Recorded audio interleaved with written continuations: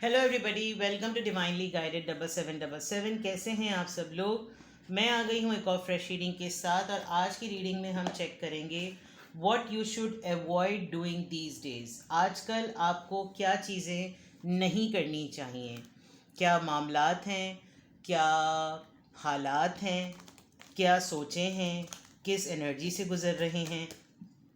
इस पूरे कॉन्टेक्स्ट में वो क्या चीज़ें हैं जो आपको नहीं करनी चाहिए, ठीक है, ताकि आपको डायरेक्शन मिले, गाइडेंस मिले और उसी की बेसिस पर आप जो हैं वो अपने लिए राइट डिसीजन बना सकें। सही, ये टाइमलेस है, जनरल कलेक्टिव है, तो वही चीज़ लीजिएगा जो आपको अपनी सिचुएशन से मैच करती हुए लगे। इसमें जो मैसेजेस आए हैं वो सब अपने ऊपर इम्पोज मत कीजिएगा और इनकी बेसिस पर किसी फाइनल डिसीजन पे भी मत पहुंचिएगा। हमेशा अपनी प्राइवेट रीडिंग लें, मुझसे लें या किसी और से लें, और जब आपको तसल्ली हो जाए कि आपने तमाम इन्फॉर्मेशन गैदर कर ली तभी आप किसी कंक्लूजन पर पहुंचिएगा, ठीक है। तो चेक करते हैं कि what you should avoid doing these days. आजकल आपको क्या नहीं करना चाहिए, आपको कोशिश करनी चाहिए, गुरेज करना चाहिए कि आप ये चीज़ें ना करें, ये सोचें ना। जो भी निकलता है वो मैं आपको बताती हूँ, ठीक है। What you should avoid doing these days, क्या चीज़ें आजकल आपको नहीं करनी चाहिए बल्कि गुरेज करना चाहिए। 7 चाक्रा, आर्किएंजल यूरियल, और राइट 41, द सन। गुड। क्या चीज़ें आपको नहीं करनी चाहिए। 5th चाक्रा, आर्किएंजल गैब्रियल, ठीक है। एक तो मैं आपको पहली बात बताऊं, हो सकता है आपको ये कुछ अरसे पहले खाम ख्याली हो रही हो कि आप कंप्लीटली हील्ड हो चुके हैं। आपके 7 के 7 चाक्रास जो हैं वो कंप्लीटली हील्ड हो चुके हैं और अब आपको किसी भी फॉर्म की, किसी भी तरह की इनसिक्योरिटी नहीं है। आपका ये थोड़ा सा, मैं बहुत ज़्यादा नहीं कहूँगी, थोड़ा सा ओवर कॉन्फिडेंस आपको हिट कर गया है, ठीक है। एक चीज़ जो आपको नहीं करनी चाहिए, कभी भी ये मत सोचें कि आप हर लिहाज से बिल्कुल बैलेंस्ड हो चुके हैं। अब इसका पता कैसे चले कि हम हर लिहाज से बैलेंस्ड हैं या नहीं। हर chakra, root chakra, sacral chakra, throat chakra, heart chakra, crown chakra, and then overall third eye chakra, जिसको क्राउन चाक्रा सबसे टॉप पर होता है। आप जब कभी भी सिचुएशन को देखें, फॉर एग्ज़ाम्पल आपकी फैमिली में किसी से लड़ाई होती है, आप उसको टेकअप कैसे करते हैं। क्या आप एग्जॉस्ट हो जाते हैं, कोलैप्स कर जाते हैं, रोने लगते हैं, स्वेटिंग करते हैं, फेंट हो जाते हैं, घबराने लगते हैं, आपकी आवाज़ घुट जाती है, आपको रोना आने लगता है। दैट मीन्स कि आपका रूट चाक्रा बैलेंस नहीं है और आप इनसिक्योर हैं, ठीक है। एकदम से आपको एसिडिटी होने लगे, आपके घुटनों में और आपके बैकबोन में तकलीफ़ होने लगे, आपकी कमर दुखने लगे, आप अब लिटरली अपने किडनीज़ के साइड को पकड़ के खड़े हो जाएं और आपको लगे कि जैसे बस अब बिल्कुल दम निकलने वाला है, इसका मतलब वो चीज़ बैलेंस नहीं है। तो क्या चीज़ें आपको अवॉइड करनी चाहिए हैं। कुछ लोगों को आप देखते होंगे कि वो घुट रहे होते हैं, सही। जो मैं इस वक्त देख सकती हूँ आपको अवॉइड करना चाहिए वो ये कि आप बहुत कुछ बोलना चाहते हैं, ठीक है। आपने अपनी खुशी को अपने ऊपर बंद कर दिया है जस्ट बिकॉज कि आप इतने समझदार हो चुके हैं कि अब आपको मेच्योरिटी का वो लेवल, आपने विद द 7 चाक्रा इतना उबूर कर लिया है, लेकिन आपके पूरे चाक्रास ने एकदम से पलटी खाई है। और आप जब पूरे कंप्लीटली अपने आप को हील्ड फील करने लगे तो आपको बीच बीच में से कुछ चीज़ें ऐसी हिट की जो कभी आपको पैशन होने के पॉइंट ऑफ व्यू से डीमोटिवेट करती हैं, कभी आप हाईली इनसिक्योर फील करने लगते हैं, कभी आपको थर्ड आई की वजह से ऐसे ऐसे लोगों के मखौटे, बेनकाब होते हुए चेहरे नज़र आते हैं कि आपका दिल दुखने लगता है। And then you suddenly realise कि मेरा इतना ज़्यादा मेच्योर होने का क्या फ़ायदा जब मेरी ये तमाम चीज़ें जो है वो इम्बैलेंस हैं। तो इसकी वजह से क्या हो रहा है जो आपको अवॉइड करना चाहिए, आप अपना असेसमेंट करें, किसी काउंसलर से बात करें और वो तमाम चीज़ें जो आपको लिटरली परेशान कर रही हैं ना, वो आप बोलें, ठीक है। अब क्या आपको नहीं करना चाहिए? आपको खामोश नहीं रहना चाहिए। जो कुछ आप मेच्योर लेवल पर सेंस कर रहे हैं, ऑब्जर्व कर रहे हैं, वो बोल दें। लेकिन आप इसका ऑपोजिट कर रहे हैं। आप सेंस सब कुछ कर रहे हैं, ऑब्जर्व सब कुछ कर रहे हैं, लेकिन आप बोल नहीं रहे। तो आपने क्या अवॉइड करना है? आपने घुटना नहीं है, आपने बोल देनी है बात। यहाँ पर आप देख लीजिए, इसके तमाम यहाँ पर चोक हो गया है, जिस निकालना है इसको। इससे क्या हो रहा है कि आप अब लम्हा ब लम्हा अपना हर कीमती वक्त, हर लम्हा अब आप बर्बाद तो मैं नहीं कहूँगी, लेकिन ज़ाया करने लगे हैं। अब खुशी से खुशी की बात भी आपको महसूस नहीं होती, क्योंकि आप इन दो चीज़ों में, इन दो उलझनों में फंसे हुए हैं। तो what you should avoid doing, चुप रहना बंद कर दें। चुप नहीं रहना और अपने आप को अक्ले कुल और मैच्योर नहीं समझना।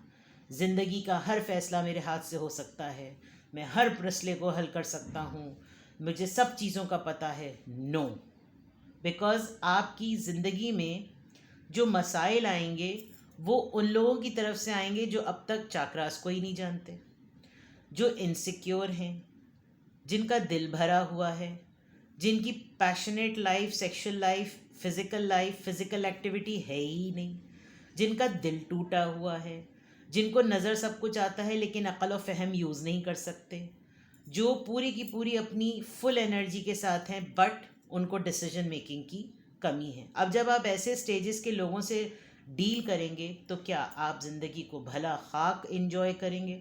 और फिर वो तमाम चीज़ें जब आप एब्जॉर्ब कर लेंगे तो आपसे बोला नहीं जाएगा। आप उन तमाम चीज़ों को अपने ऊपर एक शील्ड के थ्रू रोक नहीं सकते, आपके ऊपर वो सब चीज़ें एब्जॉर्ब हो जाती हैं और फिर आपके अपने दुख, आपकी अपनी बातें। तो अगर आपने उसको अपने आप से रिपेल करना है तो आपने बोलना है, ठीक है। ये आपने नहीं करना। What you should avoid doing these days, आजकल आप क्या, और जिएं, चीज़ों को इन्जॉय करें, छोटे छोटे मोमेंट्स इन्जॉय करें, अपने ऊपर ज़िंदगी की खुशियों को बंद मत करें, ठीक है। What you should avoid doing these days, coffin, past की बातों को छोड़ दें। आप बहुत सारे ऐसे लोगों के साथ टाइम गुजारते हैं जो अब इस दुनिया में नहीं हैं। आपको उनकी यादें आती हैं, उनकी महरूमियाँ फ़ील होती हैं, उनकी कमी महसूस होती है। क्या कर सकते हैं आप? जब वो चले गए इस दुनिया से और आपकी सांसें बंद नहीं हुई, तो ये निज़ाम कुदरत है कि आप माजरत के साथ तभी इस दुनिया से जाएंगे जब अल्लाह ने आपका वक्त लिखा हुआ है। लेकिन अगर आप अपनी मौजूदा ज़िंदगी उनको याद कर कर के उन्हीं के पास्ट में रहकर गुजार देंगे तो फिर आपको कोई ज़िंदा तसव्वुर नहीं करेगा। ये करना बंद करें। ऑक्यूपेशन, अपने काम में स्टेगनेंट हो गए हैं आप, जो आता है बस वहीं तक हैं, एक कंफर्ट जोन अपना क्रिएट कर लिया है आपने। ये मत करें, अपनी स्किल को निकालें। हमारे एक जानने वाले थे, मैं आपको यहाँ पर बताऊँ, ऐसा रिफाइन टेलर कि मैंने आज तक ऐसा परफेक्ट हाथ का कमाल नहीं देखा। वो क्लेम करता था कि मैं, मुझसे ज़्यादा बेटर कोई सी नहीं सकता। नो डाउट, मैं खुद सरेंडर करती हूँ, उसके आगे बॉव डाउन करती हूँ। बट उसने मुझे अपना किस्सा सुनाया कि यकीन करें बाजी कि मैं जो हूँ वो, मुझे एक फ़ैशन डिज़ाइनर ने बुलाया कि मुझे ज़रूरत है टेलर की। कह लगे मैं तो जब वहाँ पर गया तो मुझे तो अपनी औकात पता चल गई। उसने कैसे कैसे टूल्स रखे हुए थे, और वो जो एक ड्रेस होता है जिसको मैं कारीगरों के साथ मिलकर एक फ़्रॉक बना देता हूँ, वो जो कटिंग, उसका स्केलिंग, उसकी कैंचियाँ, वो सब ऐसी चीज़ें थी कि मेरी तो आंखें खुली की खुली रह गई और मुझे लगा कि मैं तो पता नहीं कौन सी 150 सदी पुराना एक दर्जी हूँ। तो कहने की बात यह है कि जब एक मामूली इंसान अपने आप को कंफर्ट जोन से नहीं निकालता तो वो समझता है मुझ पर तमाम चीज़ें फिट हैं और फिक्स हैं। अपने ऑक्यूपेशन में आपको तब्दीली लाने की ज़रूरत है। आप एक ही काम कर रहे हैं और उसी में लिमिटेड होकर रह गए हैं, ये नहीं करना आपने। बैड हेल्थ, जब आप अपने चाक्रास को बैलेंस नहीं करेंगे ना, तो आप बीमार ही होंगे। अभी आपको महसूस नहीं हो रहा होगा, अभी आप रेजिस्टेंस फॉर्म में हैं। ये चीज़ें एकदम से बिल्डअप होके प्रेशर बन के फटती हैं, और इनका जो स्ट्रेस लेवल होता है वो अंदर ही अंदर आपके किसी ऑर्गन को डैमेज कर रहा होता है, जिसकी वजह से पता चल जाता है कि अब मामला बिगड़ चुका है। अगर आपने अपने आप पर तमाम दुनिया ज़माने की मुसीबतों को लदवा लिया ना, और वह कहीं जाकर अपने ही मसले को डिस्कस नहीं किया, तो आप बहुत बुरी तरीके से बीमार पड़ सकते हैं। नहीं करना है ये, ठीक है।